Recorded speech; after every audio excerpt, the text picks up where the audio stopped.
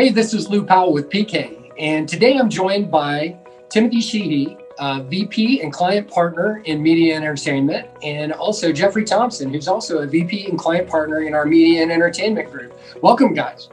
Hi, Lou. Nice to be here. Thank you. Hey, thanks, Lou. Great to be here with you.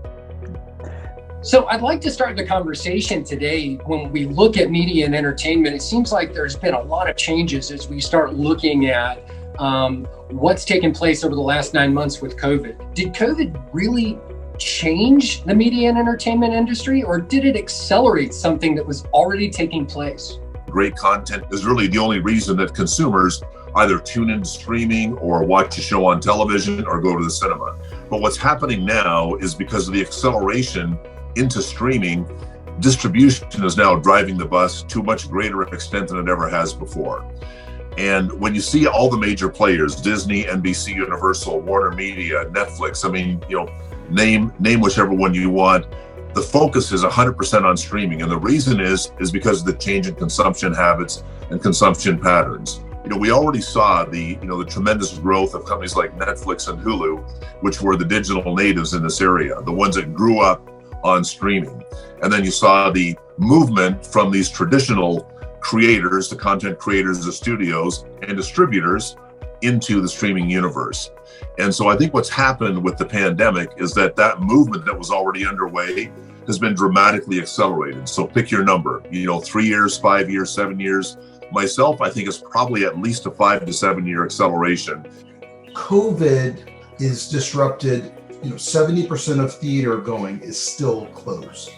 Theme park attendance is still virtually zero. Television viewing is increasing, but 25% of television viewing now is through streaming, and that's projected to grow. So you can see that changes that are happening are accelerating, and those changes were going to happen anyway, but now they're being accelerated due to COVID transformation. There was some interesting news that came out just a few weeks ago from Disney, and they made a pretty bold change in their organization and leadership. What does that mean to the broader media and entertainment industry?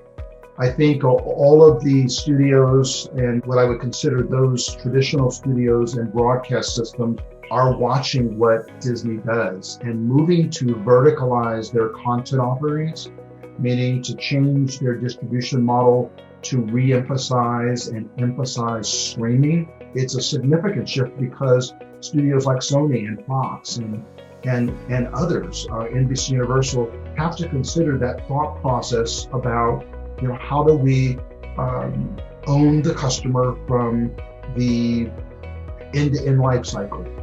When you start looking at the media and entertainment industry, you've got this interesting spectrum. It seems like there are a lot of companies way over on one side of the spectrum who are digital natives who got into this from a streaming perspective or our emergence in streaming. And then on the other end of the spectrum, we've got mature companies who've been around for decades. So what are the challenges that those challengers in the streaming space need to be focused on?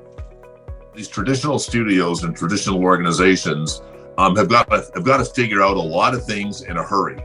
And what they've got to figure out is now even more accelerated because of the pandemic and the movement of audiences to streaming platforms globally.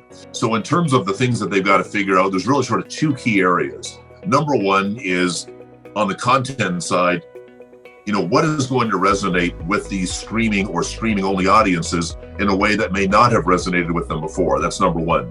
And then number two is the technology, both what I call the outbound technology and the inbound technology. Outbound is the distribution of content. Inbound is a place they've never been, which is the consumption and aggregation of personally identifiable information. So when you log onto a streaming platform, you're giving them your name, your address, your phone number, your credit card information, all those demographic and psychographic and economic graphic bits of information that are now suddenly in the hands of an organization that has never ever had to deal with that kind of information before. And so they're having to play catch up in a big way and figure things out in a hurry. I think what we've learned today is that with the toppling of the cinema industry, and we're starting to see the erosion of broadcast, that streaming is actually in its infancy. It's a nascent industry, and with all of the things that I'm learning from you guys, it seems like we are at the beginning of a brand new emergence of streaming, and it's going to be exciting times. So thank you so much for your insights.